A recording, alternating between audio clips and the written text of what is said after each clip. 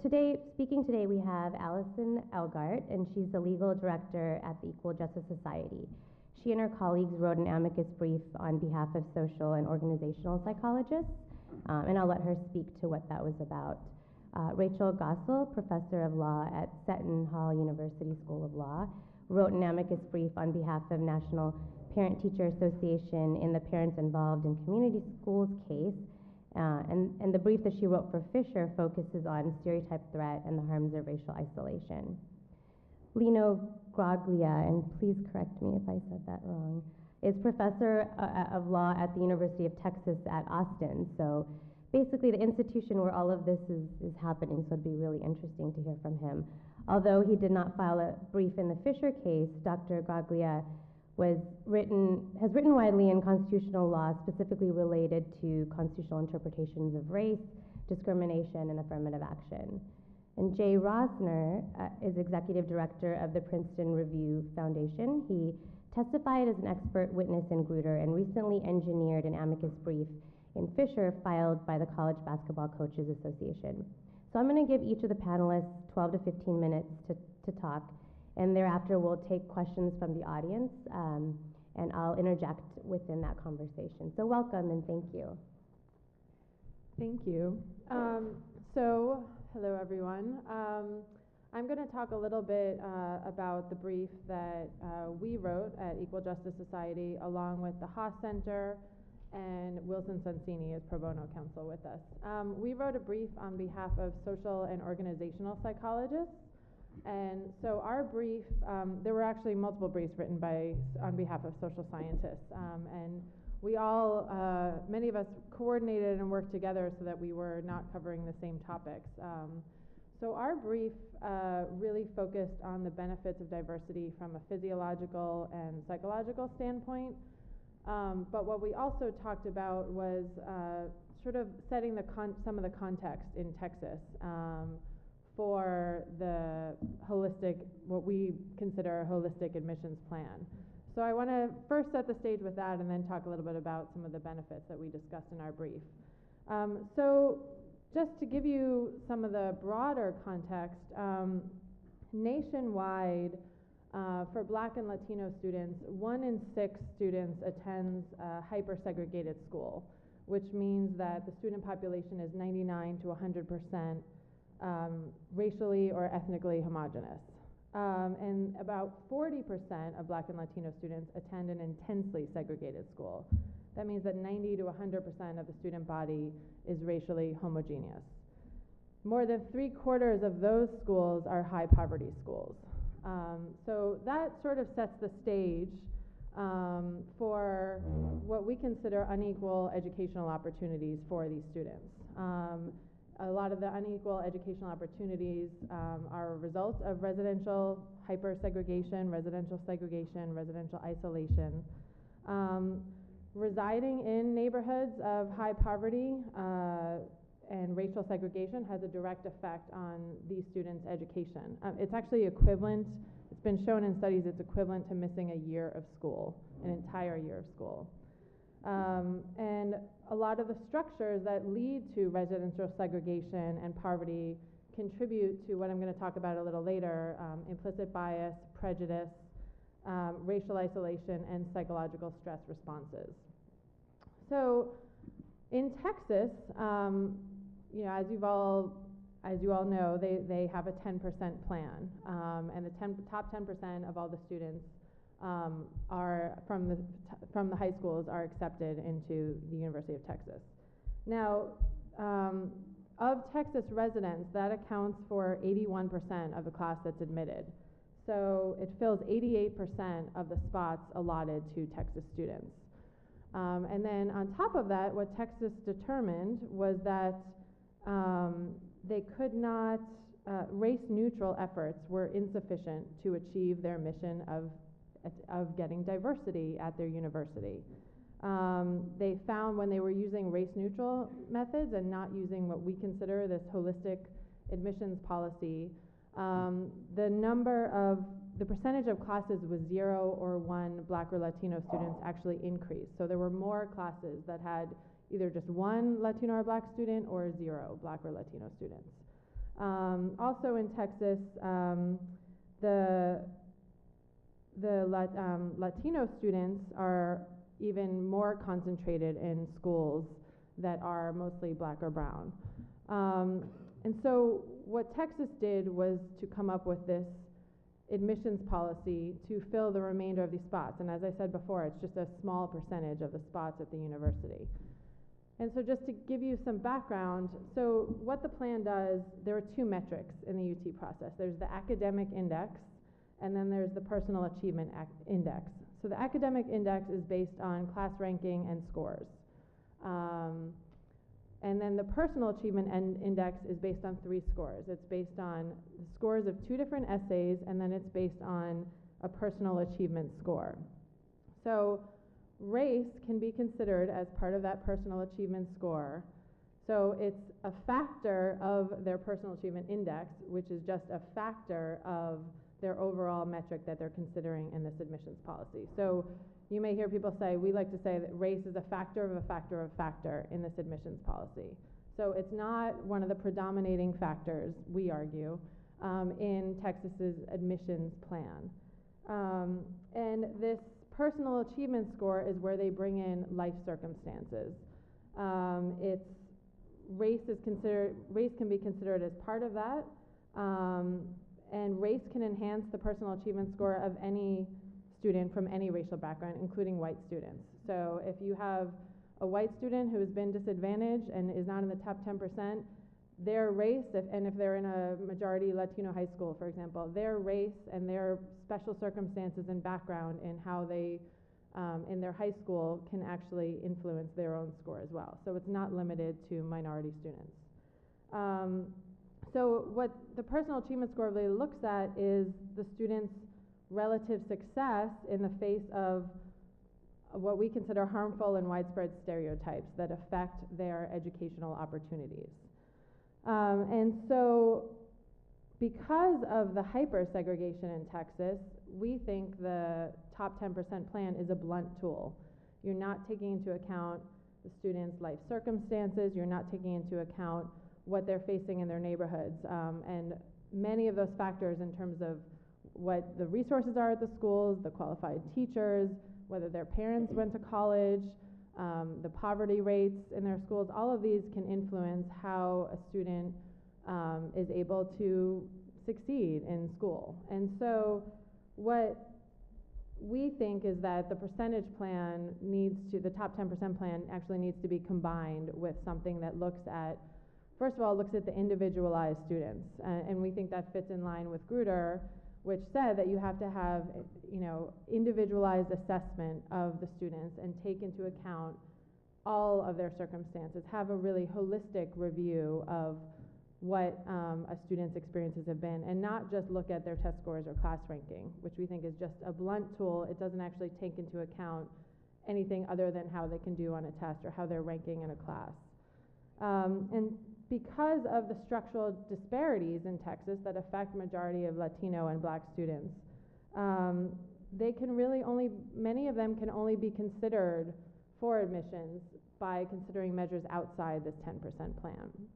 And what we think is that taking into account, doing an individualized assessment, looking at these students as whole students and not as a member of a particular race either. I mean, that's something that's important to consider too, that the court said in Grutter, you can't do quotas, you can't look at a student as a member of a larger racial or ethnic group and say, oh, we don't have enough students of this racial or ethnic group, so we're going to take one more. What they really do is look at the individualized student, and they give them a personal achievement score that's part of their personal achievement index, and they combine their personal achievement index score with their academic index score. So it's really, we think, what the court in Grutter actually said schools should be doing when they're looking at students and really assessing whether they should be admitted to schools. And that allows me to pivot to our the second part of our brief, which really focuses on diversity. Now, UT had a stated mission that they really wanted a diverse educational environment for all of their students. And we talked a lot about what the physiological and psychological benefits of diversity are. And I know you've heard this morning about more of the institutional benefits of diversity. We really focused on the individual students. There are a lot of studies that show that being in a diverse interracial environment actually facilitates better physiological regulation of stress and threat responses. It improves academic performance. It can actually reduce students' prejudice or biases, and it has broader effects on their civic and economic life. And so I'll go through each of those in turn. So one of them is that it reduces anxieties. When students have not had many interracial interactions, and many students don't before college, as I talked about, many students go to these intensely segregated or hyper-segregated schools that are very racially homogenous. So when they get to college, many of them have not had many interracial interactions with students of another racial or ethnic group. And so what happens when a student first interacts with a student from another racial or ethnic group is they experience a psychological threat or stress response. So their cortisol levels go up, and there have been studies actually measuring this. Their cortisol levels go up, their heart rate speeds up, and over time, when students have more interracial interactions, their psychological threat responses, their cortisol responses can actually decrease. So it actually affects the physiology of the students in the school for both white students and students of color. So that's also important to remember. It's not, these benefits are actually going to all students, not just students of color. The being in a diverse environment can also reduce prejudice, which is pretty amazing when you think about it. But there have been studies looking at roommate pairings, interracial roommate pairings. Just having an interracial roommate, whether it was assigned to you or whether you chose it, for one semester, for a term, 10-week quarter, can actually result in reduced biases and prejudice of both students. So the interracial interactions can actually lower a student's bias that they might not even be aware of. Often these biases are implicit or unconscious. That's a lot of the work that my organization does. So it can actually lower their biases, lower their prejudice levels. It can reduce students' feelings of isolation. And I know Rachel is going to talk more about that, but feelings of racial isolation and stereotype threat when a student is, you know, I talked about before where there were very few to no Black or Latino students in many of the classrooms. So if you're the only student in a classroom, often people look at you and expect you to sort of be a representative of your race, or you're worried that your performance is going to be judged as that of, you know, as a member of your own racial or ethnic group. And so what diverse experiences and diverse interactions can do is actually lower these biases, lower these responses, lower these stress responses. It can make students feel less isolated. And it can also encourage more divergent thinking and creativity. There have actually been studies that show that the students in diverse groups, you know, often what people think is, oh yeah, in a diverse group, then people are going to offer diverse viewpoints. And so it just makes the group more, you know, it brings in different perspectives, makes the group think more critically. What's actually been shown in studies is that having these diverse groups actually helps the white students to think more critically and helps creativity from all of the students, helps with innovative thinking, helps with more effective problem solving. So there are a whole host of, I know I'm running out of time, but there are a whole host of benefits. That's why I'm trying to speak very quickly. But there are a whole host of benefits to having a diverse environment at the university, both physiological, psychological, and I didn't even get into, you know, a third of the studies that we really talked about in our brief because our time is limited. But that's really what we focused on in our argument, that you need this diverse environment in order to get these benefits of diversity. And the benefits of diversity are not just achieved by this 10% plan because of the structural issues in Texas and the hypersegregation and the isolation in neighborhoods. And so what the holistic admissions policy really does is allows you to get away from just this blunt tool of this 10% plan and look at a student's entire life experiences, and actually then brings into the university environment a whole host of students who are coming in with different experiences and who are actually helping each other reduce their threat responses, reduce their stress levels, reduce their heart rate speeding up when they first meet each other. So and this even happens with extended contact. So if your roommate is dating someone of a different racial or ethnic group, that factor alone will help mitigate your own biases or prejudices just by this extended contact. So you can imagine in a university environment how much that extended contact occurs and how much people are getting the benefits of diversity if you actually have a truly diverse environment and if you're actually taking into consideration each of the students' experiences. So, happy to answer. Thank you, Allison. We'll have Rachel Godsill.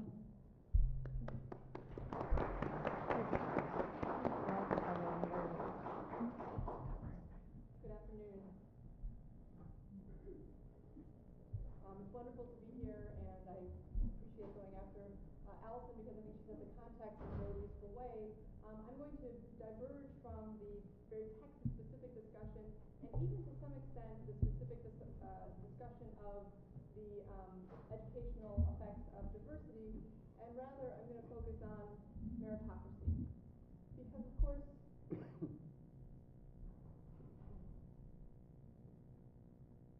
Because of course, we I think the mic doesn't like me.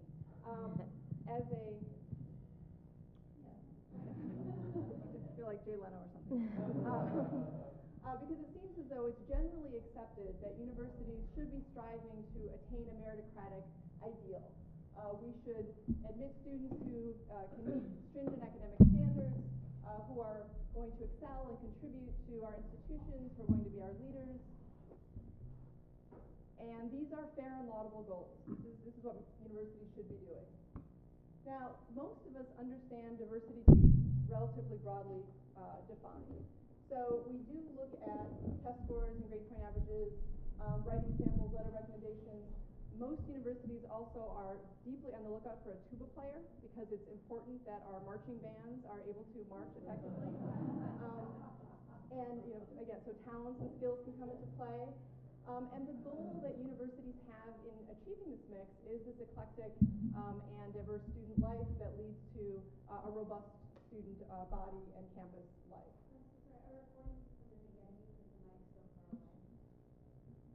Okay, I guess I have to, how's this? All right, this is very awkward and uncomfortable.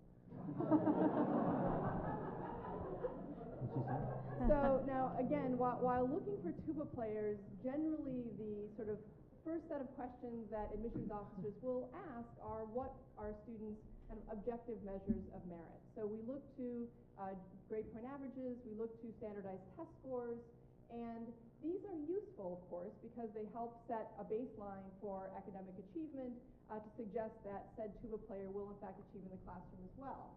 They're also useful because they can be easily compared across institutions. And as we all know, all of our institutions are in a hotly competitive environment in which we have to address things like the U.S. News and World Report, and they, of course, are unable to look at the eclectic individual who we seek to admit, and rather they tend to measure the selectivity of our institutions by these objective measures of GPAs and test scores. But what if the metrics aren't accurate? What if the metrics work and measure potential for excellence in some students vastly more effectively than they measure the potential for excellence in other students? And the concept of stereotype threat has been extremely useful in helping us understand why these metrics seem not to work so well for certain stigmatized groups in our society. This concept was developed initially by Claude Steele at Stanford along with Joshua Aronson. And the idea is this: if we're in a cognitively challenging situation, if we're taking a very difficult test, and if in the back of our minds we have some discomfort or anxiety that our performance may reflect a negative stereotype about our group, Needless to say, all of our cognitive capacities are not available for that test. So if it's an easy test, we don't need all of our cognitive capacities. If it's the SAT or the GRE or the LSAT, we do. Now, the stereotype threat can affect all groups, but it tends to only matter when a person is highly identified with a particular domain. So a student who doesn't care about school so much actually won't suffer stereotype threat when they're taking the SAT because this isn't that important to them. And so ironically, stereotype threat tends to affect students who are the students we most like to have in our universities, who are most likely to have the sort of excellence of performance that we'd like to see, and therefore for any of us who care about institutions and who care about a meritocracy, stereotype threat is something we should be concerned about. Now, the first question some of you may have, if you're not familiar with the concept, is how can this be measured? How do we know something like stereotype threat exists? It sounds interesting, but what's the proof? Well, the first test that Claude Steele and Josh Aronson devised was to measure how students performed in a scenario in which initially they were told they're taking a difficult section of the GRE, the verbal GRE, and they're told this is a difficult test that's likely to determine whether or not you're the sort of student who will achieve well in graduate school. This was at Stanford. Most of those students undoubtedly wanted to go to graduate school and to achieve. So this was a diagnostic context where the sense of self and the efficacy of performance would matter. As you can see, there's a quite dramatic racial disparity in achievement in the diagnostic cohort. In another cohort, they were told, we're interested in people's psychological responses as they take difficult tests. We're not concerned about your particular performance. We're just interested in how you feel while taking the test. So in that instance, none of the students had any particular concern about whether or not their performance would reflect a negative stereotype about their group. Rather, it was about how they felt in the moment. And as you can see, the white students, interestingly, performed slightly less well in the non-diagnostic group. The black students, however, performed significantly better. Stereotype threat was not present in the second scenario because it wasn't diagnostic. Why? Again, if you're taking a difficult test, if something requires all of your cognitive capacities and your attention is split between the focus on the particular analogy between words in front of you and sort of some implicit unconscious worry that your performance is going to reflect a negative stereotype about your group, again, those cognitive capacities aren't fully present. In addition, and this to some extent goes back to some of Allison's discussions, there's a physiological response and there's a self-doubt that can come into play when one is subject to stereotype threat. And many of us may have felt that, sort of, if you're thinking too much, it often inhibits effective performance. So there have been now hundreds of studies on stereotype threat, and it's been shown to be potentially present in multiple domains, and it's also been shown that it can be primed. So, for example, women who are math majors, if they're in a room and there's a subtle priming of their gender, like marking female before they take the test, will often perform less well than when there's been no priming. White men can have stereotype threat primed as well. So if it's subtly suggested that Asian Americans do better on a particular math test, white men's performance actually goes down. In another interesting example, there were two cohorts, white men and black men. One group was with a putting green. One group was told, this is a measure of your spatial reasoning capacity. The white men did quite well. In another, they were told, this is a measure of your natural athletic ability. Somehow, that didn't go so well. So again, whatever the stereotype happens to be, if it's one about which you're concerned, it can affect your performance and your cognitive capacities. Again, there are myriad examples, and you can all read, so I won't sort of read all of them out to you because I know my time is short. One question some ask are, well, these are laboratory studies, they're highly amusing, particularly the golf one, but does this have any effect? Has this been measured in the real world? And in fact, it has. So California provided a very useful metric because there were achievement tests that were not high stakes. And in those particular achievement tests, considered the low threat condition, the performance difference between white, black, and Latino students was not dramatic. However, those same students when taking an exit exam that would determine whether or not they would graduate from high school, suddenly the performance plummeted. Again, stereotype threat is powerful, but only in scenarios in which your performance matters and in something that is significant to you. Similarly, with gender and math.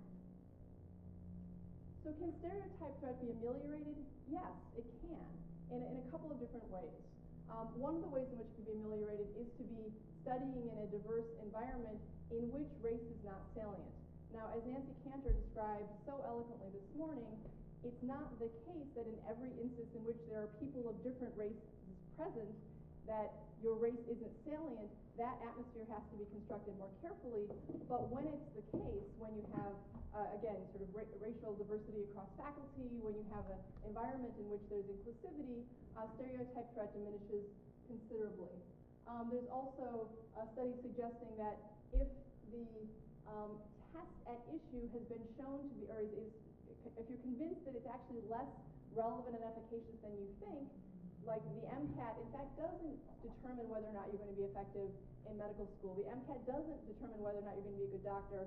Rather, other qualities like persistence and tenacity and resilience and empathy, those matter too. In the study that Josh Aronson is in the midst of completing, that resulted in a 10% improvement in raw score on the MCAT. Now, for those of you who are law students or law professors in the room, 10% increase in raw performance on the LSAT would be, for students scoring above 150 or so, around 3 points. And as we know, that 3 points could be a scholarship or not. So there's also again, there's been multiple studies showing amelioration, but what about an instance in which we can't convince students that the tests don't matter? And again, the LSAT would be a good example. We can tell students that this is in fact true, that the LSAT doesn't tell you whether you're going to be a good lawyer, that the LSAT only predicts around a third of the variance in first-year law classes, but people who are going to law school still know that that score matters. Are there interventions that might help? Well, there's some suggestions that there may be, and the suggestions come from a set of studies of interracial mentoring that Claude Steele conducted. But I'm actually going to move quickly through this because I think I only have 5 minutes. So I actually want to get to a question that I think is going to come up with our next speaker. And I'd be happy to talk about ways in which the stereotype threat can be diminished through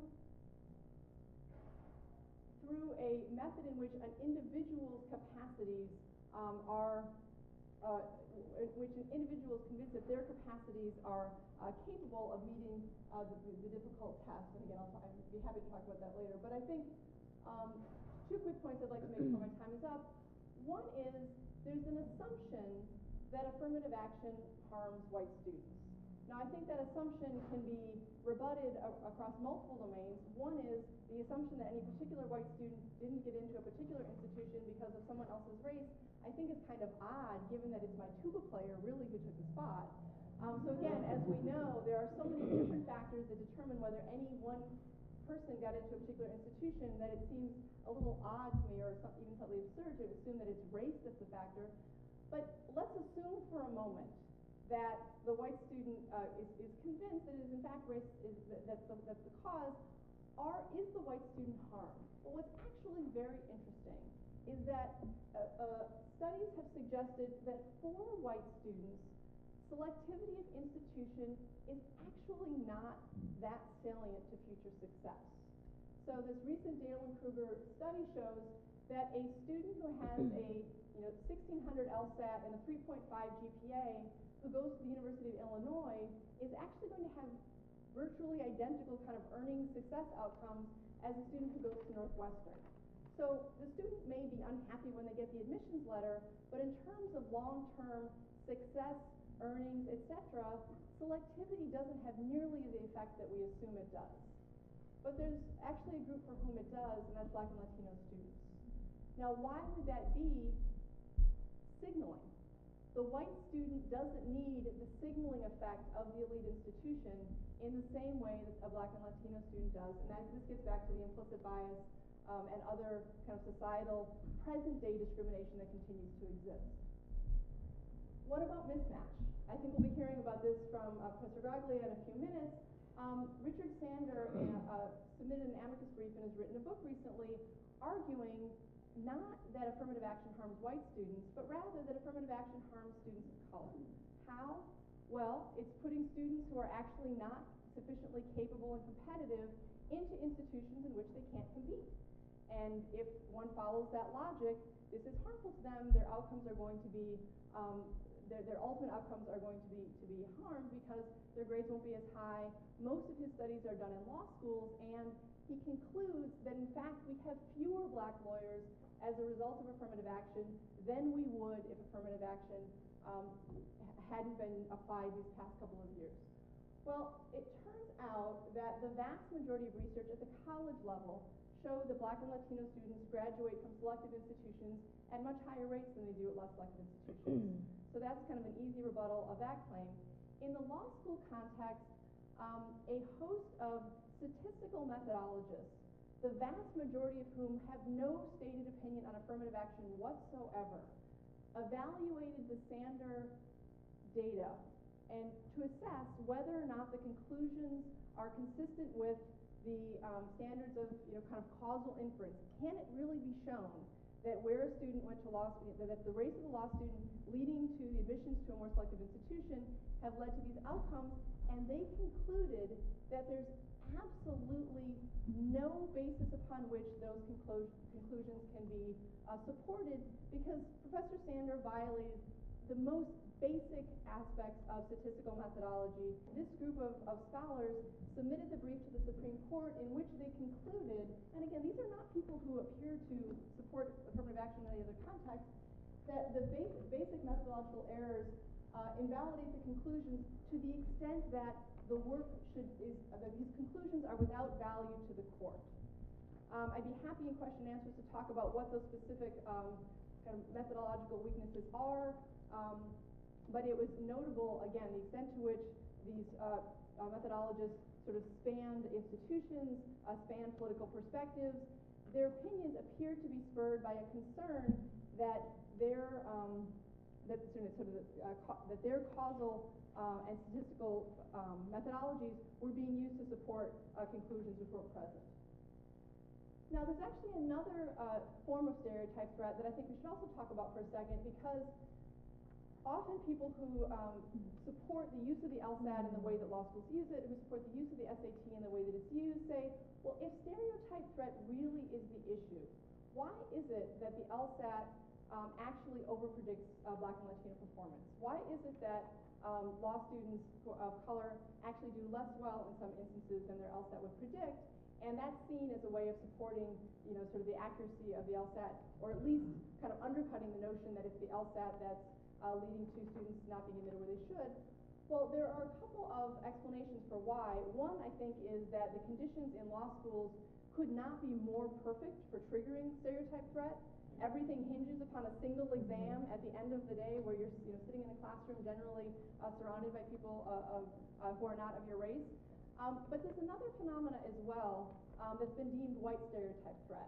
And what I think happens is, on the one hand, the implicit biases that sort of continue to infiltrate kind of our society and our perceptions mean that some group, or a quite significant group of professors and others in educational environments, lead students of color to have kind of racial microaggressions, to feel as though they're not heard, to feel as though when they ask a student for help, they're not going to get it. And so they feel alienated on the one side from those who perhaps are exhibiting behaviors linked to implicit bias. But there's another group, and I think I would have to put myself among them until fairly recently, who I'll call the happy liberal. And the problem with the happy liberal is we're trying so hard to be nice and friendly that we don't necessarily actually give the constructive feedback and the kind of useful, firm guidance that we ought to give. And here are two studies that show the harmful effects of the happy liberal. One is the Harvard 2012. Middle school teachers were sent a intentionally poorly written essay. And middle school teachers, and the names on the essay were kind of were intended to racially signal.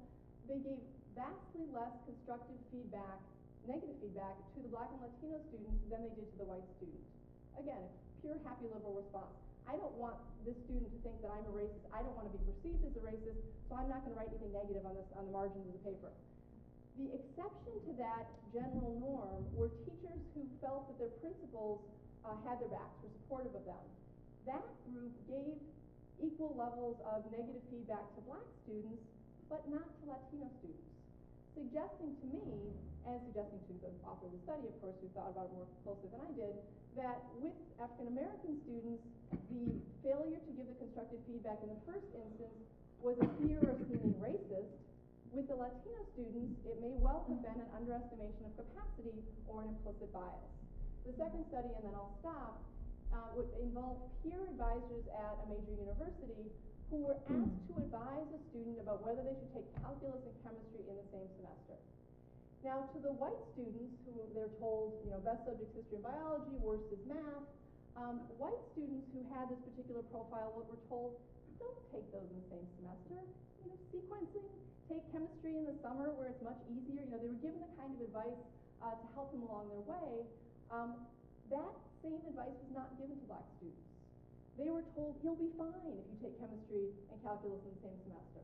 And again, the clear kind of takeaway, I think, from that study is not that the white advisors were trying to tank the black students' efficacy in college, but rather the white peer advisors were afraid that if they gave the honest feedback to the black student, this is going to be really hard, they would be seen as underestimating that student's capacity who would read that message and read them as being racist. And the anxiety that many whites feel about confirming the negative stereotype about our group, right? There's one that we can't dance, another that we can't jump, and the one that actually really is troublesome is that we may be racist.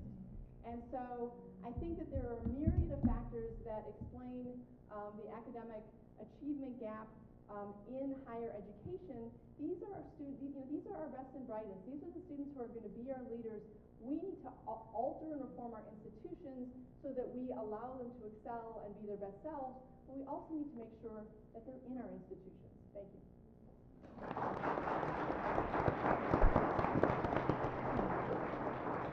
Thank you, Rachel.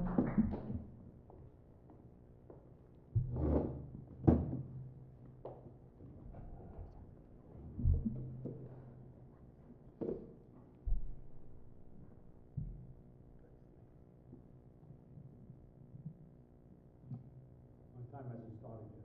Okay.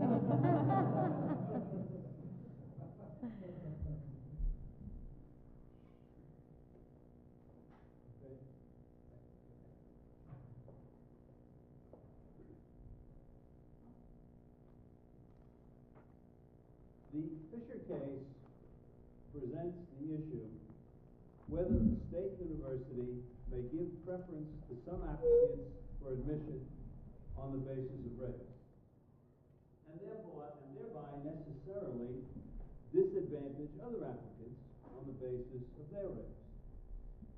For most Americans, the answer is clear and easy. Official racial discrimination is inconsistent with the American ideal that all persons are equal before the law and must be treated as individuals, not as members of racial groups. Everyone thought that the Brown decision had made official racial discrimination unconstitutional.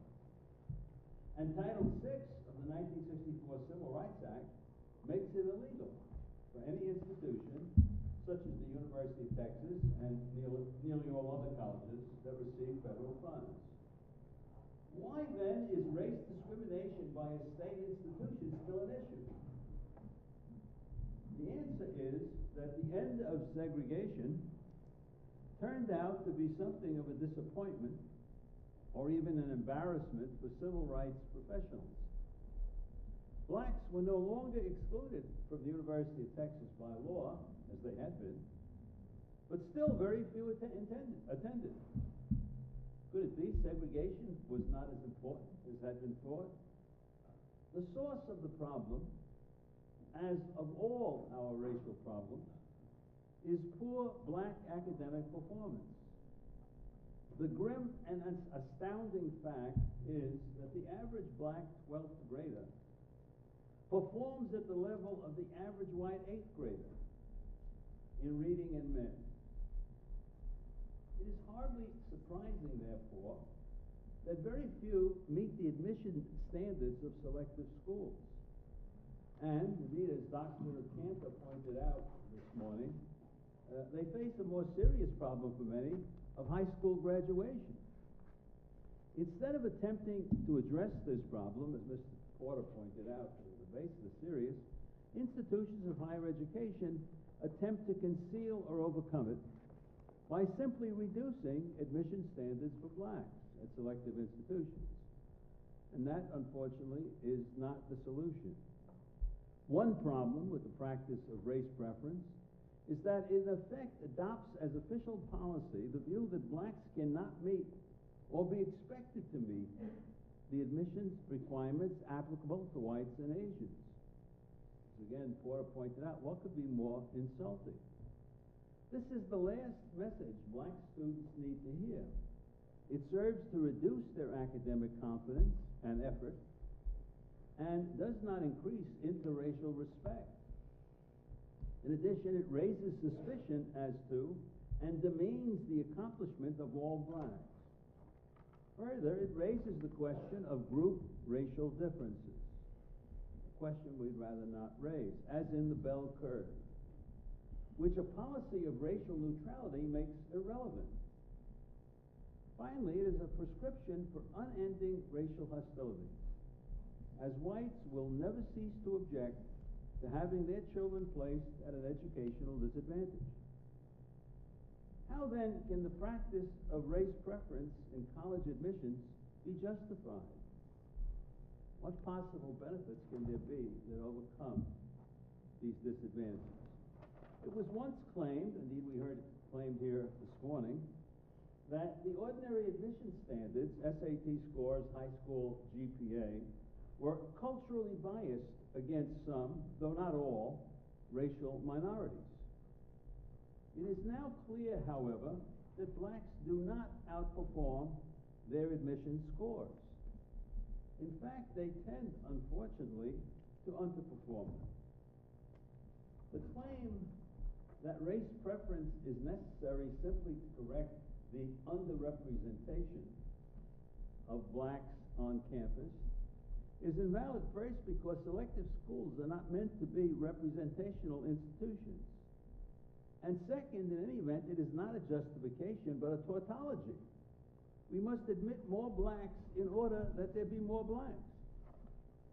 Not only is this not a justification for race preference, but according to the Supreme Court, Justice O'Connor's opinion in Grutter, for example, it is unconstitutional. It is simply race discrimination for its own sake.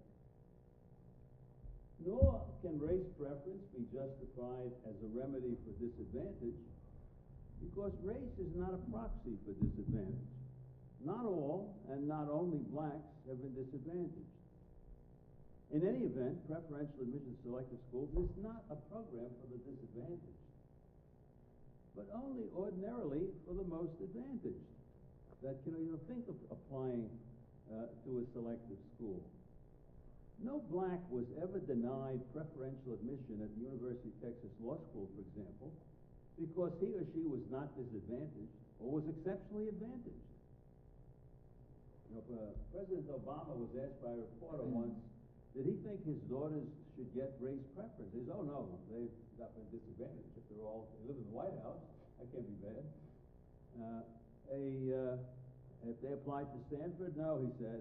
Well, the admissions officer at Stanford nonetheless found necessary to immediately pipe up in the papers.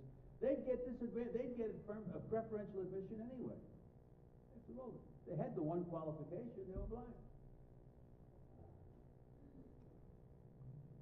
The result is that a black with a wealthy, university-educated parents will be preferentially granted admission, while a better qualified white with working-class parents with a grade school education is denied admission.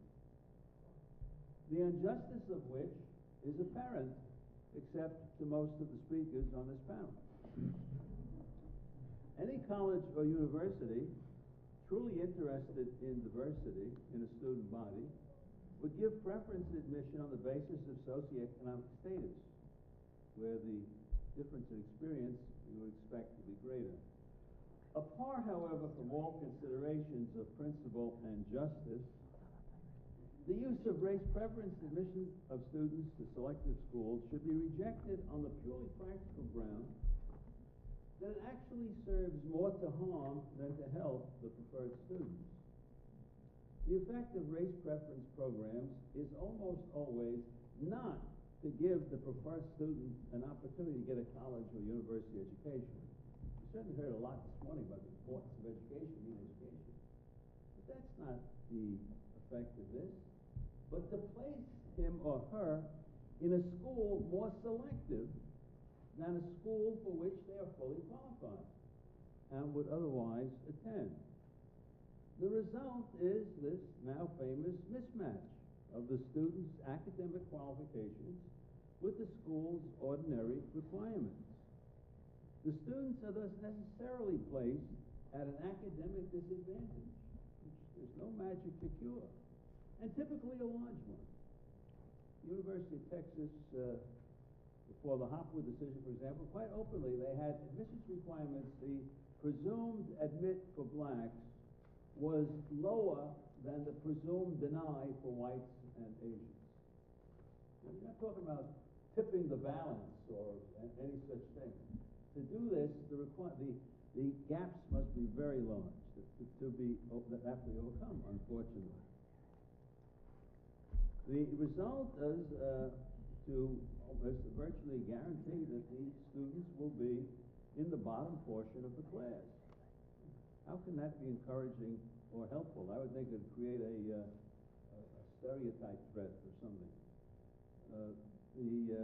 As the president of a historically black college complained, the effect is to take talented black students out of schools in which they could excel to put them into a school where they're less likely to. A well-known study by law professor and economist Richard Sander, of whom you have heard much, you're familiar with now, at UCLA, concludes that, quote, the production of black lawyers would rise significantly, and blacks would be significantly better off, unquote, if law schools did not practice race discrimination. He wrote that. The book was recently published, but first he wrote a very long article in the Stanford Law Review about 5 years ago now, and it's been intensely debated, of course, attacked, and Richard Sander has responded to each one of them. And it seems to me, and I think to most observers, that he has not been undermined, that his responses are entirely persuasive. The nation has spent literally billions of dollars to encourage blacks and Latinos to study science and engineering. You know, in this era of racism that we're in, where race is so important, this is what we do. With very little success. Yet there's an easy way to do it. Abolish preferential admission to selective schools. A study shows that blacks and Latinos preferentially admitted to selective schools actually enroll in science and engineering majors in disproportionately large numbers, but get discouraged and drop out when they find they cannot keep up with the class because underqualified. When they can keep up in less selective schools, the chances are much better they will graduate and even go on to graduate study. Most of our black scientists and engineers actually come out of historically black colleges and then go on and take PhDs at the best schools. You know, have these people been refuted? This is not Sander. These are studies now made in the engineering context. It is not surprising that blacks, like whites, will do better in a school for which they're fully qualified than in a school for which they are not.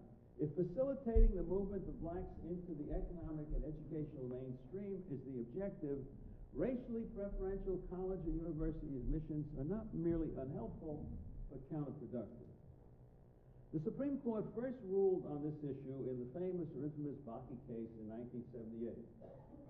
4 justices would have held correctly that since the school, like all schools, took federal funds, its use of race discrimination was prohibited by Title VI. It's That's all there was to it.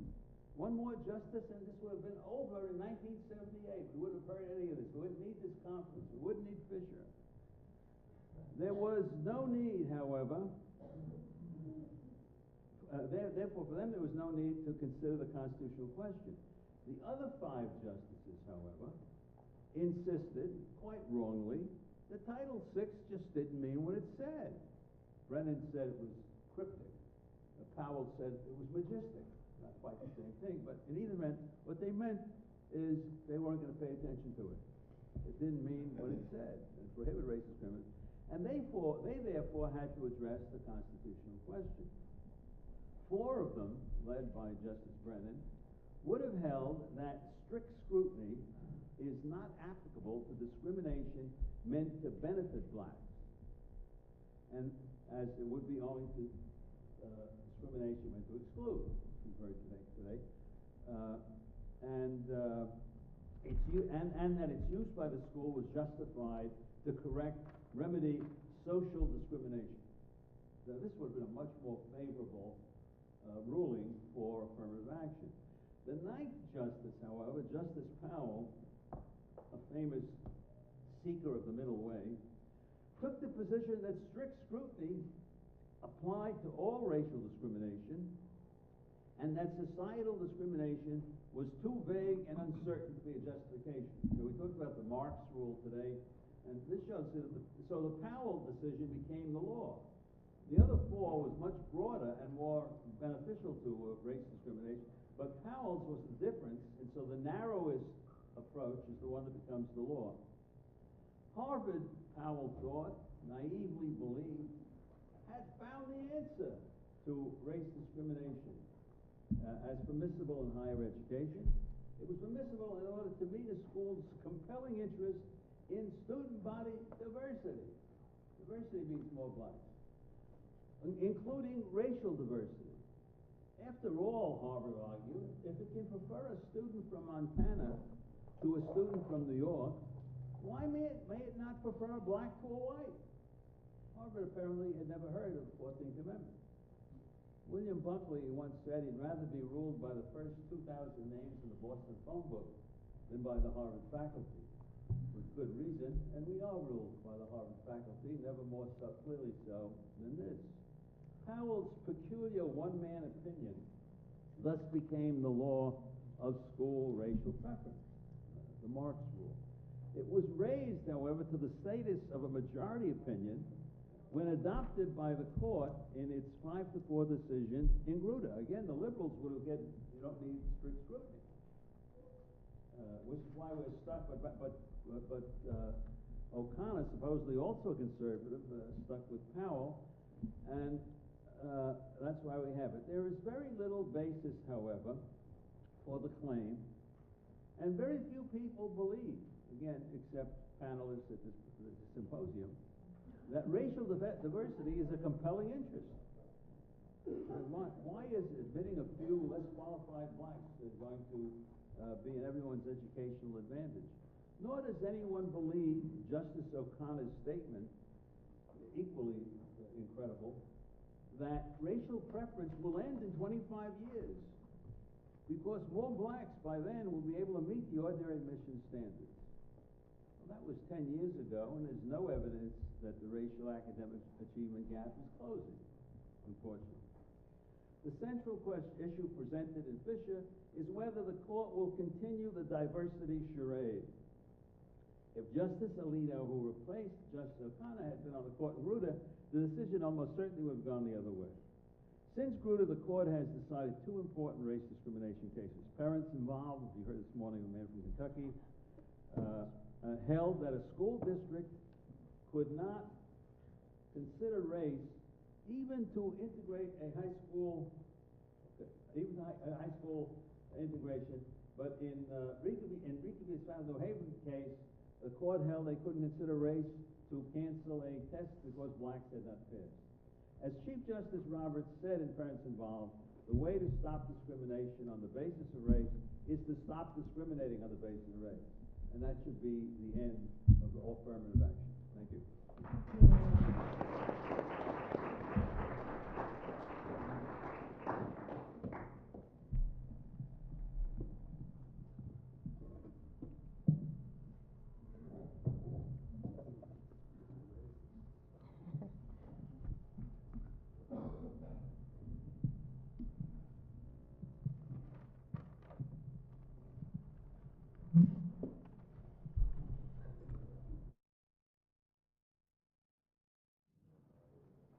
want to start by thanking USF Law School. This is a great event. It's good that we get together to talk about these issues. And I want to start in response to my colleague on the panel, Lino. I love that Roberts quote. I actually really love it, except he leaves out one word, and it's an important word. Let's stop discrimination against whites by stopping discriminating against whites. That's what he means. He can't say it, but that's what he means. I look around the room, and I see a lot of white folks here, and I would ask you to raise your hand if you felt the stings of discrimination for being white in this society, but we'll move on. I'm going to take this in a very different direction. I'm going to talk about the sports brief. You might not know that there's a sports brief in the context of the briefs that were filed, and here it is. I did this last night. I didn't have a 15-year-old around who could help me with the fonts, so it doesn't have that cool Supreme Court, font. But this was the brief that I engineered. The NABC is the National Association of Basketball Coaches, Men's College Basketball Coaches. WBCA, Women's Basketball Coaches Association, Women's College Basketball Coaches. And BCA is the Black Coaches and Administrators. Black college basketball coaches, also football coaches, and men and women in other sports. The brief was also signed by a number of individual coaches, including, the panelists this morning put up a Michigan State picture.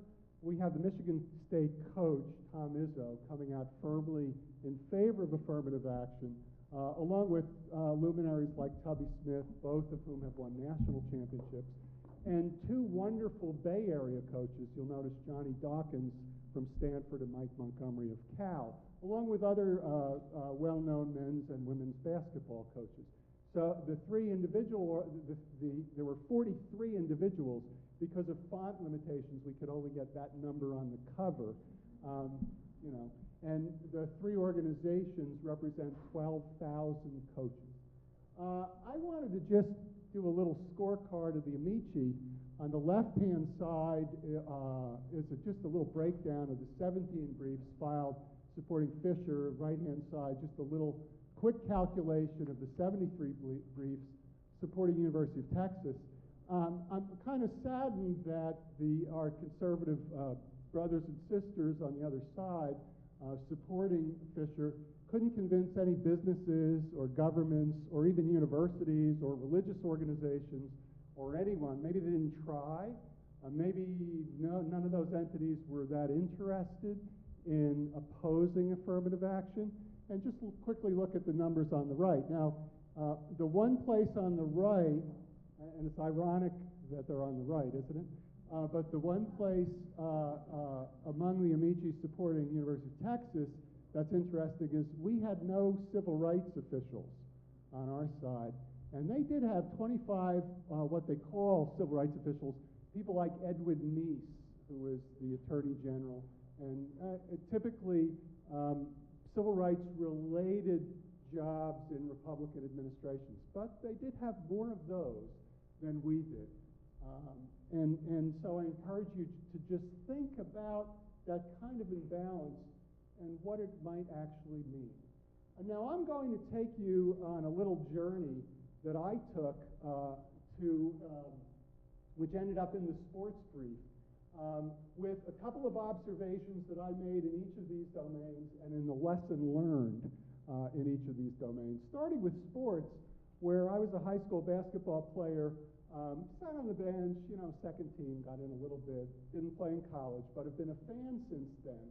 Fast forward 20 years or so, and I became an SAT consultant to the National Association of Basketball Coaches.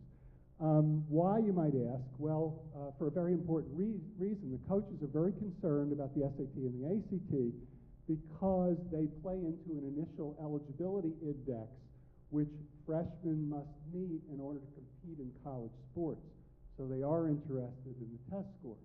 And the lesson that I've learned in interacting with the sports world as I have, and the NABC in particular, is that there is, that the sports world, I think most of us will agree, largely corporate, largely conservative, not entirely, certainly, but primarily, I would argue. And yet, there's an incredible progressive potential in the sports world, which I think we're starting to tap with something like the NABC brief. My own education, I'm an affirmative action recipient. Now, you're saying, what are you talking about? You're a white guy.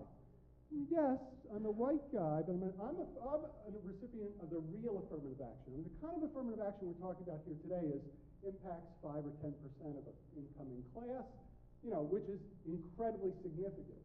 That's why we're here. But that pales in comparison to the affirmative action I got, which was based on my high SAT score. I grew up in an upper middle class family. I had nothing to do with that. That was not my choice. That was my lot in life.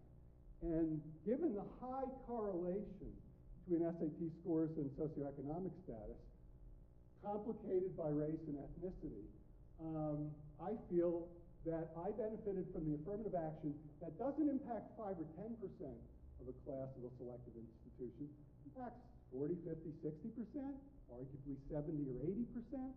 That's the real affirmative action, okay? I'm still very interested in talking about the affirmative action we're talking about because that's significant, but that pales in comparison to the affirmative action benefit that I got.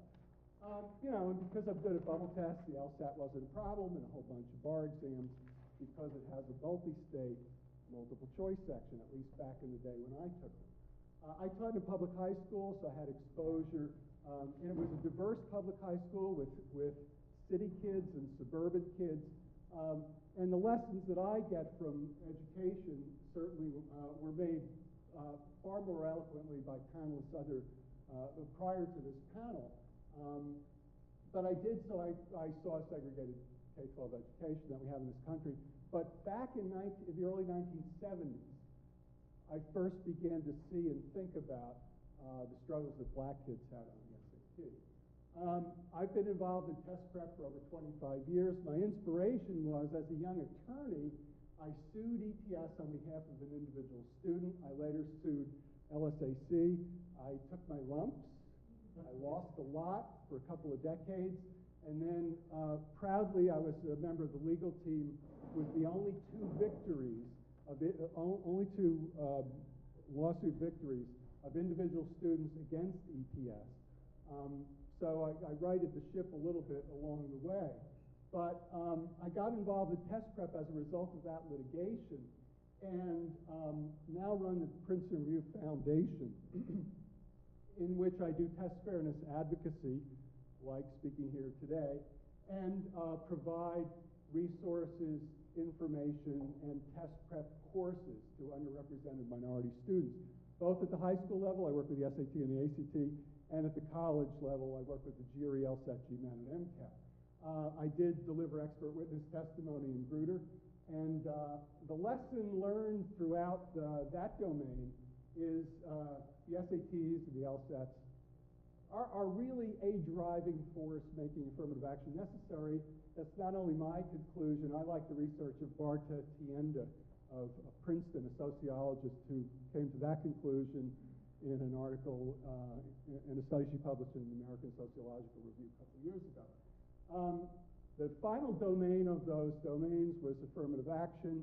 A couple observations in the lesson learned. That was a question that an African-American coach in Michigan asked me in 2006. What can I do about Michigan Prop 2? Name the Michigan Civil Rights Initiative. And I said, you know what that means, don't you? And he says, yeah, I used to be in California. The Civil Rights Initiative means they're getting rid of affirmative action. And I want to oppose that. That's how, so it was a coach's question to me. We got the NABC, the men's coaches, the women's coaches, and the black coaches to oppose a bunch of the anti-affirmative action state initiatives, and we've had 5 or 6 or so in the last several years since 2006. And so those organizations were primed to be open to filing an amicus brief in Fisher. My observation here, this process is kind of the reverse of what Thurgood Marshall went through, isn't it? I mean, he chipped away at segregation over a term of years, thank you, and, you know, was gradual about it. I see our conservative brothers and sisters trying to chip away at affirmative action by bringing these cases that actually claim white discrimination. Again, most of you have suffered from that, you know that. And they never say white discrimination or discrimination against whites because it sounds ridiculous. So I don't say it. And that's why Roberts left out whites out of that great quote. And you know, people like us, many of us, not all of us, many of us, are defending what we see as a modicum of integration.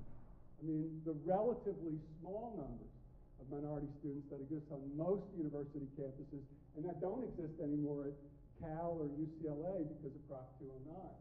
The NABC brief, 3 organizations, 43 signatories. I don't recommend this. Don't do this at home. Was hard. I encourage you, if you're into sports at all, I encourage you to read the brief. I won't summarize it because you can read it.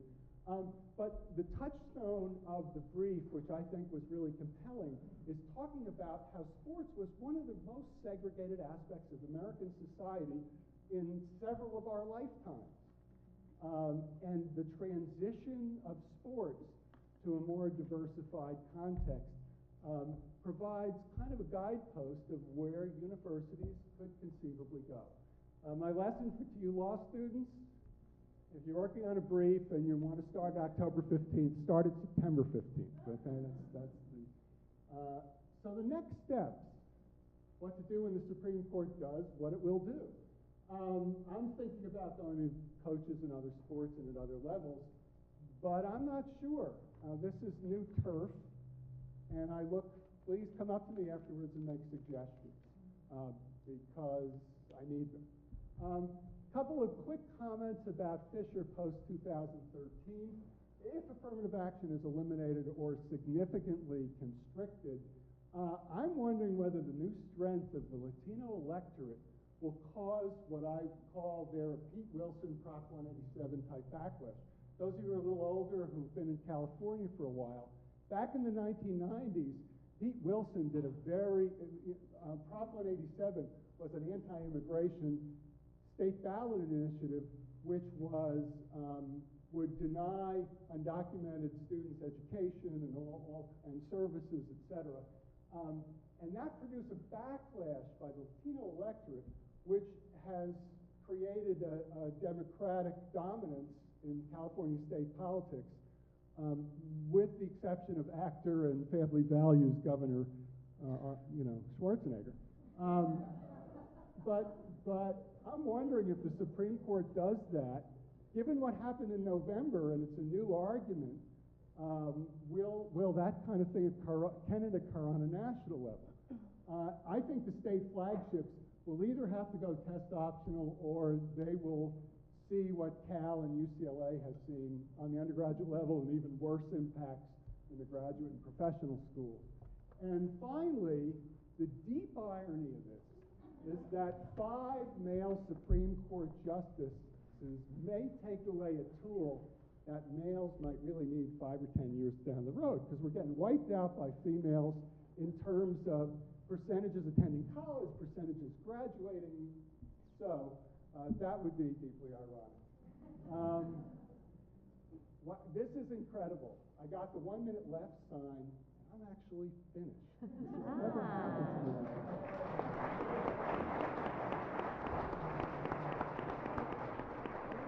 But I look forward to your questions. Thank you very much. Thank you.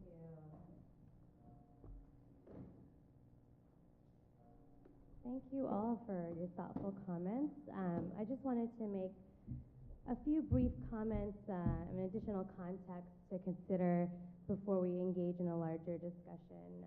A couple points that came to mind.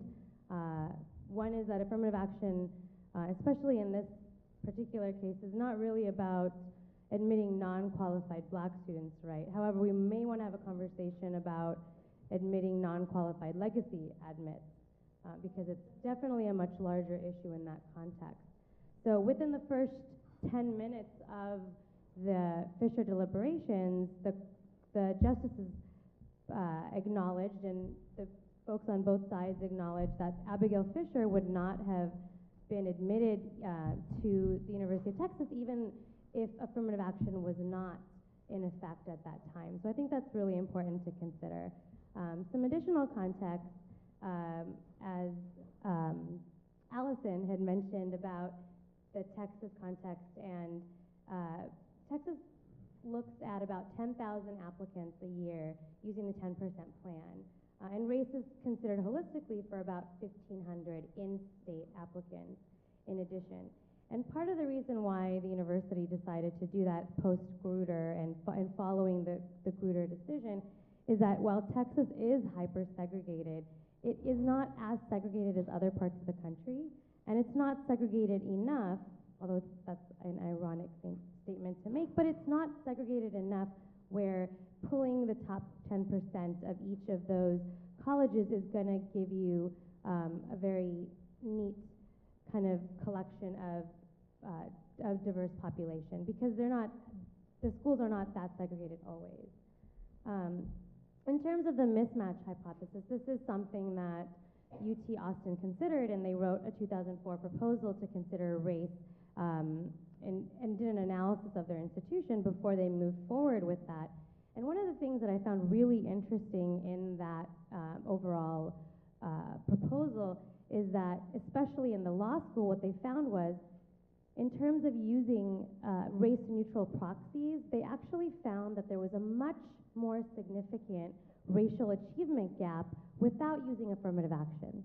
So what affirmative action allowed for them to do was to take in much more qualified students of color to engage in a learning environment. And Lino asked a very important question: what possible benefits could there be in terms of using affirmative action and admitting more students of color? And so I'd like to speak a little bit about the relevance of stereotype threat and the physiological harms that isolated students of color experience, and how that really plays a role in considering the educational environment, and specifically as the educational environment and benefits that were supported and validated in the Grutter case. The harms of racial isolation are shown to prevent the types of participation necessary to render educational benefits. And there's a host of research that does show that. In addition, there's research about the quality of discussion and learning in both the undergraduate and graduate context when there's a diverse class of students. And specifically, there's a study by Mira Deo that takes place with University of Michigan Law School students, and she, using a very thick and deeply, just a very thick and rich data set, shows that the types of discussions that occur in the law school environment are not as robust when there isn't a diverse class. And there's a lot of agreement in terms of the white students and the students of color that really enriches their educational environment. And in terms of my own research, I conducted a study that looks at the long-term benefits of diversity, which really follows some of Pat Guerin's original work in the Grutter case. And that research shows that for white students in particular, and looking at a longitudinal 10-year study of over 8,000 white students, that these students really benefit in the post-college years in terms of what the business community and national leaders are looking for. So particularly in terms of leadership skills and a pluralistic orientation. So it shows that these white students, and especially those that come from very segregated white environments, but even those who come from diverse environments, diversity in the college environment showed up in terms of benefits 10 years out. So that really supported the anecdotal stories that came out in the Grutter case. And I'd be happy to talk more about that with you as well. But right now I'd like to open it up for questions.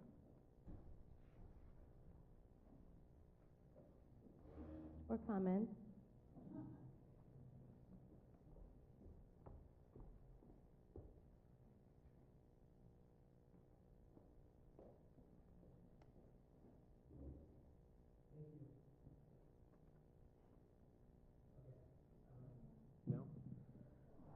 We're good? Okay. Sorry. I have a loud voice, my bad. Thank you all for coming, really appreciate it. I'm a member of the Law Review Board, so I would like to thank you on behalf of all of us. So I think what we all agree on is that we all want equal opportunity in education. That's what we're looking for, and that's why this is a discussion, that's why we're having it here today. And I've heard a lot about how that equal opportunity in education is necessarily tied to socioeconomic status, which is necessarily tied to race. My question for the panelists, other than Mr. Graglia, who addressed it earlier, is why is there a resistance to focus on socioeconomic status as opposed to race? I think it's not. I would say that's not a both. It's not an either/or question. It's a both and. So I think it's absolutely worthwhile. And in fact, most institutions that are thinking thoughtfully about diversity are using socioeconomic as a factor. And as Allison described, certainly the University of Texas's PAI does consider socioeconomic status as among the factors that lead to a person's kind of individualized contribution to the educational environment. But I think what is quite clear is that these are not the same. So it is not the same experience to be a working class white student, as I was, going into a university setting, as it is to be even a middle class or upper middle class African American student, because no one looking at me necessarily can tell. And when I'm sitting in the room surrounded by mostly sort of upper middle class students, it's not evident to them what my class background is. When I walk into a store, I'm not looked at differently. So I think it really can't be denied that there still is a very different experience in being African American or Latino in our society, in classrooms, in stores, as treated by police. The list goes on and on and on. And so I think it's a both and. Again, I agree with you entirely, and I think it's quite clear, and Rick Kallenberg has done some work on this, that selective institutions really have to do quite a bit more for working class and poor white students, without any doubt. But the idea that we have to choose, I don't see it as a choice. Thank you. Yeah, I was just going to add one quick point that is actually a very quick, I'll give an abbreviated version of the story that some of us heard at this conference we were at in Michigan from Dr. Catherine Phillips, who's a professor at Columbia University Business School. And she just relayed the story coming from, she and her husband is also a professor at the business school. They're both African American. And she relayed the story about how her, I think, 4-year-old daughter was on the playground and a girl pushed her saying, "I can't play with you because your skin is darker than mine." And this was just last year or the year before, 2011. So I think that's just a brief anecdote to highlight the fact that your race plays in no matter what happens. And everyone, this girl is from a high income African American family, very well educated, and she's still going to be judged and evaluated by the color of her skin. So I agree with Rachel, it's a both and both need to be considered, and both are highly correlative, but I think race needs to be part of the consideration. Just a quick comment, if I might, on, and with all due respect to my colleagues like Dr. Cantor, who runs a wonderful institution, we as a society don't really care about low-income folks, and certainly we need to do more. But the Carnevale study within the last couple of years, the leading 146 universities, 79% of the students came from the upper socioeconomic quartile, and 3% came from the highest, and 3% came from the lowest. We have dual problems. We've made a little progress on race and ethnicity through affirmative action. One could argue we've made much less progress on socioeconomic diversity. Berkeley actually is doing okay with socioeconomic diversity, just there are no black or Latino USF students is also there. doing. Well, I'm speaking about Berkeley as impacted by 209. I find it remarkable how the American academics just got to tell us how racist it is, how bad it is. We don't realize how bad, does it matter that we have a black president re-elected? Does it matter that the richest woman in America is Oprah Winfrey? And most Americans feel they can't really tell what they are till they talk to Oprah? Does it matter that the most highly paid, sought after sponsors have been Michael Jordan and Tiger Woods until he got in trouble? Does that indicate something about a lack of racism or a lack of respect for blacks? That's not the attitude I see. I see most Americans very concerned and willing to do what they can to help blacks. So I want to take the conversation back to the legality of race and the consideration of it within the educational environment. We're not necessarily debating here if racism exists in the U.S. Context. And so some of the research that was talked about is about just the harms of racial isolation that students of color, the research shows that they experience within the classroom environments that prevents participation within educational environments and prevents the educational benefits of diversity that the Grutter Court has supported and is not being challenged in this case. In terms of the research on socioeconomic diversity or just socioeconomic considerations within admissions, I do want to echo that it's really not an and or, but the research that has looked specifically at if we only consider socioeconomic diversity, it does not make up for or change the level of racial diversity in college campuses. And again, I want to emphasize that we're not talking about bringing in, we're not talking about flooding UT with Black and Latino students. We're talking about increasing the number of students within the classroom so that there are not 90% of UT classrooms with 0 or 1 Black student. That's what we're talking about here.